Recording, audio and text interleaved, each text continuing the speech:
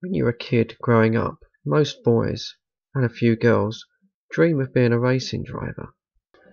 Each generation produces its own racing hero, and we all think that perhaps, if we were given a chance, we could actually have a go at driving one of these cars and do quite well. And it's possible that some of us would. But reality takes over, and with it comes the things in life that take our time and money. And then before you know it, well, let's be honest, you're too old to do it. Because motor racing is an expensive sport. And even if you're a lucky one that can actually afford a track day car, it doesn't stop there. There's the running costs, there's tyres, there's engines, there's licenses, and even at the most basic level, it's still a very expensive sport. And of course, let's not forget the other side of it, and that is you're likely to crash. You may get injured, and you've probably got a mortgage to pay and people relying on you at home. So this is where sim racing comes in. It's a chance to enjoy motor racing without the massive costs and also the dangers involved. Yeah, I know what you're thinking. And these triple screen rig setups, these are actually quite expensive. But this is not where everyone starts. In fact, we all start with things that we already have got. Because the chances are, either you or your kids, you've already got a games console sitting at home. And it's most likely to be, say, an Xbox 360 or possibly a PlayStation 3. If you've got an Xbox 360, there's a couple of really good games you want to look at, and you can pick these up fairly cheap these days on eBay. If you've got a PlayStation 3 or a PlayStation 4, well, your first choice is going to be Gran Turismo. It's actually a really good game to start with. Now, unfortunately, you're really going to need to have to ditch the controller, you just won't get the feeling. So what you need is actually a driving wheel. And what you're looking for is a wheel that's got a 900-degree rotation. This Logitech wheel is ideal, and it's pretty much what I start with. I think it retails for about £80 nowadays, and yeah, it's a little bit plasticky, but it's got everything you need to get started. It's a great wheel. And this is how we all sort of start. This is how we all set up. We bolt the wheel to the table, sit in front of the TV, and away we go. And it's great fun. But pretty soon you want something a little bit more set up for the job. So your woodworking tools come out and you actually build yourself something.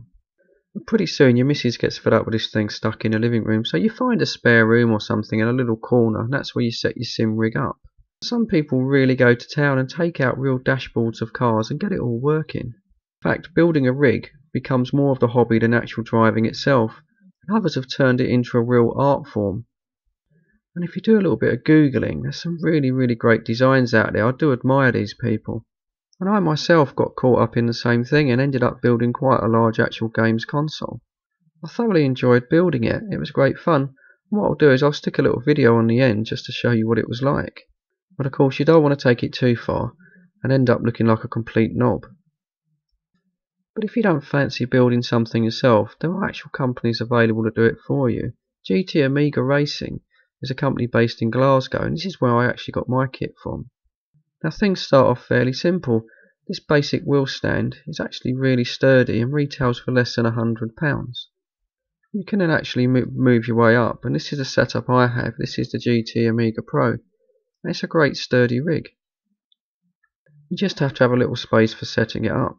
So once you're started, well, your next step up is to go onto the PC with PC gaming. With the PC, you've just got so many more options available. Now this is my current favourite. This is a Assetto Corsa. You buy a Assetto from Steam and it's currently around about 40 UK pounds. It's in continued development, so it's always updating. You're always getting new cars and new tracks. But of course it's not always just about driving around tracks. They do actual road cars as well. So if you ever wanted to know what it was like to drive a Ferrari, well, now you get a chance to find out. As I quite like the 1960s Formula 1 cars, the next game that I'll be looking at is Project Cars. Now Project Cars is an awesome concept, and unlike Assetto, it actually features real life damage to the cars. For me, I feel this is quite important, and this adds an actual act of realism to the game. Trouble is, quite a lot of car manufacturers don't like their cars being seen damaged in games. So a lot of games have actually got no real damage on the cars, which I think is a real shame. So I'm going to be checking out Project Cars pretty soon because it's getting very close to realism. Now of course the best feature of these games is online gaming. There's nothing better than actual racing against real people who make real mistakes. Now the current front leader in this field is the American based iRacing. And actually on the track you'll be penalised for bad attitude and bad racing. so it tends to promote the more serious driver. And if you've got the time to actually put into it, I think this is probably your best way forward. And the fact that you have to use a real email address as well, it keeps it very, very sensible. Well, there you go, that's a very brief description of sim racing. Now we'll go up and actually look at my setup.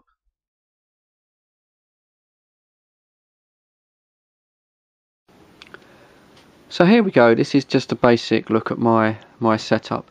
Now the first thing you'll notice that we're actually up in the attic, and I've got one of these kind of modern type houses, and you've got these rather thin skinny beams which protrude into the actual attic space. This is not actually a proper setup room, so this restricts what kind of rig I can actually use. So I've opted for a single screen rig. Ideally I'd like to probably go for a 32-inch triple screen, but as you can see I just haven't got the space. So here's my GT Amiga Racing Pro seat, and yeah, I'm actually very pleased with this. This fits in sort of quite nice. I find it to be quite comfortable when I'm actually racing. It's fully adjustable, pretty much like a car seat really. It slides backwards and forwards on runners. You can actually increase or decrease the actual chassis part of the rig, so it'll accommodate probably someone up to, I expect probably you're getting on for 6'5", 7 foot possibly, and then you can actually reduce it down in size, so you get someone that's, I've had people on here, little kids that are probably about 4'6", and sorry for the imperial, but I've had people on about 4'6", and you know, they've been quite fine. So it actually does accommodate a wide range of people, which is good. So as I said, I'm running a single screen with a little sub monitor there. The large screen itself, that's a 40-inch LED screen. That's fairly recent. What I'd say to you is, if you're actually going out to buy a 40-inch screen, well, basically what you're buying is a television. Just be a little aware, especially online, because some actual websites, they actually do say that the screen is high def, and it is high def, but you might find that the cheaper ones are actually only 720p. Obviously what you want is 1080p, so you need to look at the resolution of the screen. 1080p, which is 1920 by 1080. Some of the cheaper ones, which still are high def but 720p, I think that's 1200 by 658 or something like that, and that's the screen I actually had previously, but I did notice they're actually still being sold, so you just want to be a little bit aware of that. Here's my wheel. This is the Logitech G27. Before that I had the Logitech GT Pro, I think it was, which was the plastic kind of version of this wheel. Had no problems with this G27. Haven't actually modded it or anything. It's completely standard. There is quite a few mods now available on the internet where you can actually have removable wheels and things like that. You can increase the force feedback power, but personally I find it sort of fine for me. This is the Logitech 6-speed shifter. Again, not been modified, although I did replace the really crappy plastic gear knob that they actually supplied with it. So just a kind of a retro wood effect one there from eBay, just that sort of made the whole thing, in my opinion, feel a little bit better. But to be honest, you know, I only really use that 6 shifter if I'm not on the track, if I'm playing a game like Test Drive Unlimited or something. I just want to sort of cruise about, mainly in my E-Type really, on Test Drive. So once on the track, I tend to use the little paddle shifters there. I just find it more convenient, more easy. It just feels sort of more natural. So behind them we've got the SR hardware instruments, which again is a fairly recent purchase. They're fully reviewed on my actual channel. If you go back and have a look, I've done a full review on those, and yeah, very impressed with those. They really do sort of add a nice bit of realism. The gear change indicator is particularly useful, and a very bright red change-up light, that is especially useful. So I've been finding that's actually helped me bring my track times down just that little bit, and certainly added that element of realism. On the speed control there, yeah, that's quite useful. Maybe not so much in hardened racing games, but things like Euro Truck Driver and stuff like that, when you get fined for going over the speed limit, that will come into its own. And then a little change-up light there that's illuminated, I've actually reconfigured that to a low fuel warning light, because I find that's something that's probably quite useful, certainly in qualifying when you're running on a very low fuel load. It's quite easy to actually sort of run out of fuel. So that takes care of that. My sound system, which you may be able to see, is down there. That's another Logitech product. That's, as you see the speakers there, that's a 5.1 surround sound system. Another good thing about the GT Amiga Pro rig is that you can just make out there, and then again there, that allows you to have the sort of speakers sort of set behind you, which it does actually give you a kind of a little bit of pre-warning when you've got cars coming up the outside of you. You can actually hear those in those sort of surround speakers, so it actually does sort of serve quite a kind of good purpose, as well as actually sort of, they look quite nice as well. Certainly when people come up to have a go on the rig, it all looks a little bit more sort of professional. On the screen what we've got there, that's called Track IR, and you can see that little sensor there. I'll boot up a game in a minute and I'll show you what that does, but it allows you to actually look around your environment when you're actually playing the games itself. Quite handy, certainly with the single-seater races, which I seem to be getting into now. It gives you a chance to sort of look left and right. So moving to the right there, that's an older PS3. Still use it occasionally, mainly with Test Drive Unlimited, things like that. It's quite good when the kids come up here and you put them on Test Drive Unlimited and they can drive around the islands and they get chased by the police and things like that. It tends to sort of keep them amused. I do find with the sort of some of the more pro games, like, you know, Assetto Corsa, stuff like that, they do have a little bit of trouble controlling the car, so that's always a sort of a good standby. Perhaps don't sort of use it as much as I used to. So next to that, we've just got a couple of switching boxes there for the to change the steering wheel over to the PC and the PlayStation. And then there's the computer itself.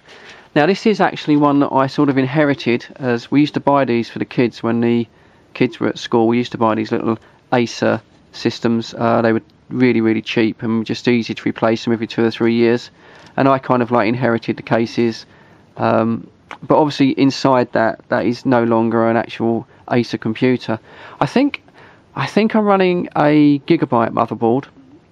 I can't remember, I haven't upgraded it for a while. And it's actually not a particularly new system actually. I'm running in a Intel dual-core E8400 processor, and that's running at 3 GHz. So that's not especially powerful. And I'm currently running 4 GB RAM, which again, a lot of people are up to sort of 16 gig now, and Windows 7 at 32-bit. So it's quite a mod, you know, that's quite an old system now. That's sort of quite a modest power system. But I do find that with, say, Assetto Corsa, I can run everything on high resolution. Problem with that is I find if I get more than 5 or 6 cars on the track, well, then I do lose frame rates and it starts to slow down. And also, when you're running at maximum resolution, it's almost like the images are actually too sharp. Things look too clear, they look too defined, and to me you lose that sense of realism. So I tend to run sort of mainly on sort of medium to high settings. My graphics card, which was upgraded pretty recently, there we go, it's just an MSI GTX 750 Ti. I found that to be quite a nice budget card. It certainly helped improve my frame rates on that slightly older computer system, and I'll probably be keeping that for, well, in the foreseeable future. The next upgrade will probably be, I'll probably go to hopefully an i7 or maybe an i5 and a new motherboard, but that's as funds permit. So I think, you know, that basically sort of takes care of my system. A lot of the games I buy now, you generally buy on Steam nowadays. It's just more convenient. You know, the games update themselves automatically every time. They look for new drivers for your graphics card. It's just an all-in-all one package. Yeah, okay, you are kind of like restricted to the sort of the Steam website, and it does continually update that every time, and yeah, some people don't like that, but for me, you know, I don't get an awful lot of time really to come up here and spend on this, what with work commitments and family or whatnot. So I just want to actually plug and go, you know, I just want to switch on and away I go. So for me, you know, Steam works. But I do understand some people, you know, they don't like using Steam, and so there are a few disc-based games that you can still buy, mostly sort of really, I suppose, sort of second hand now. I'll just show you what I've got. We just have to sort of carefully go around the back here.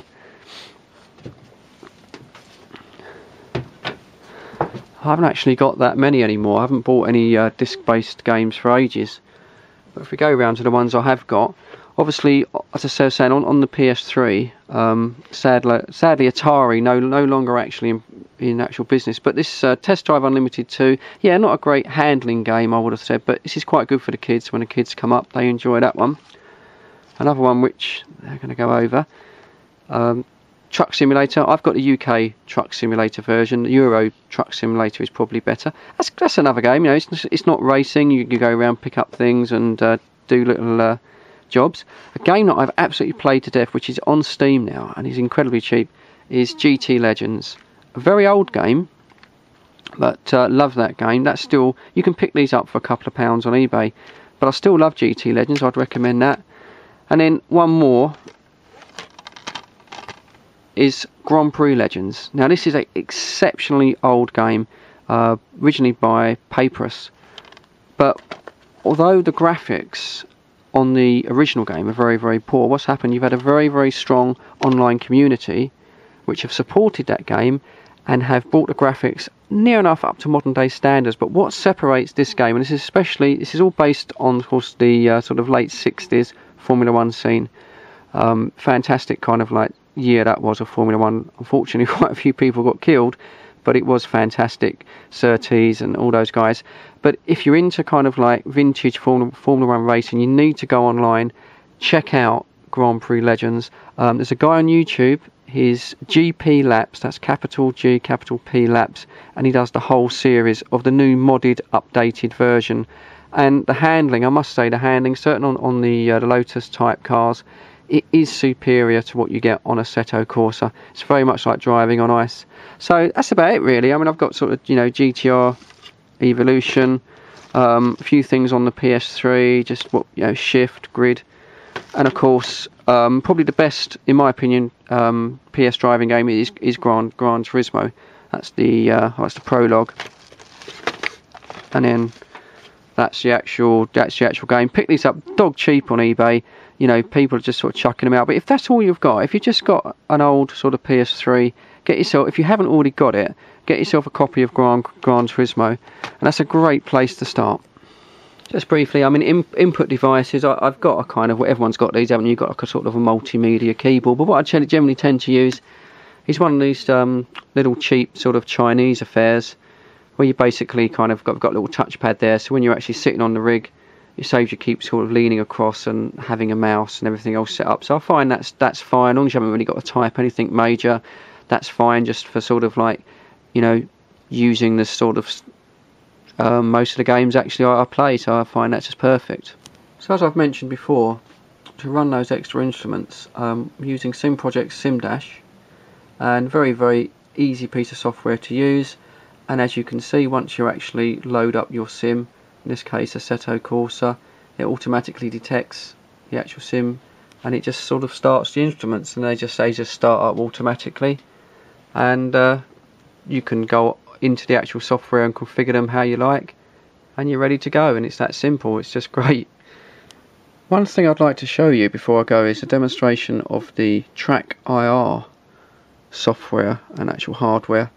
What Track IR does, it actually has this little small device here, which looks a little bit weird. Well, no, let's be honest, it looks bloody lot weird. But what you've got here are 3 little infrared LEDs, and they are obviously senders.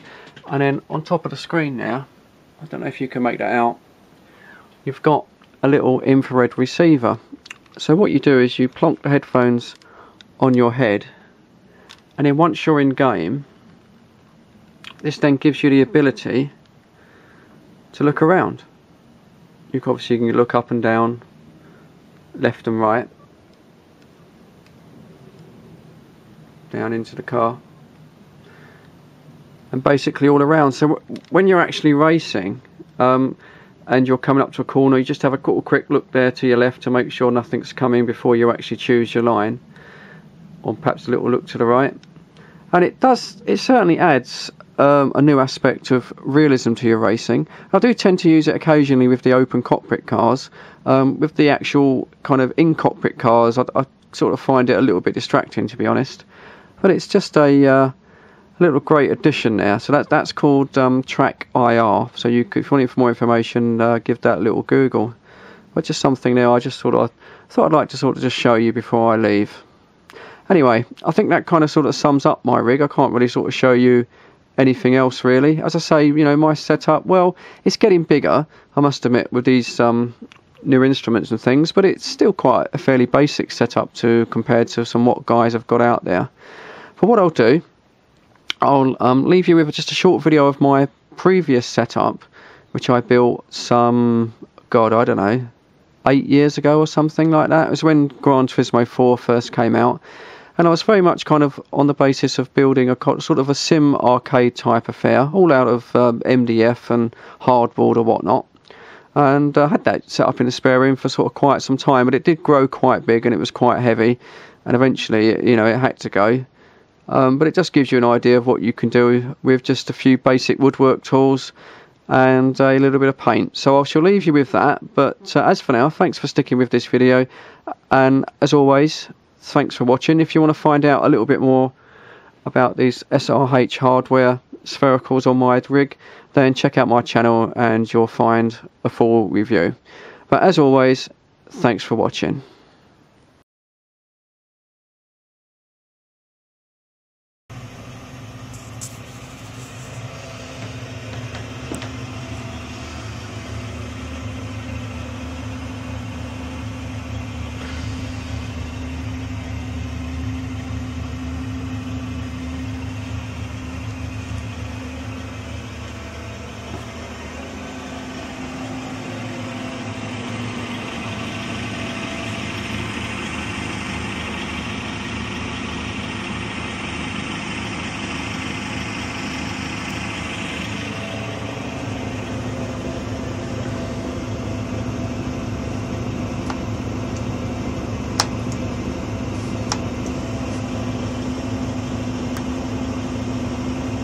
From a slightly effeminate affect. Really?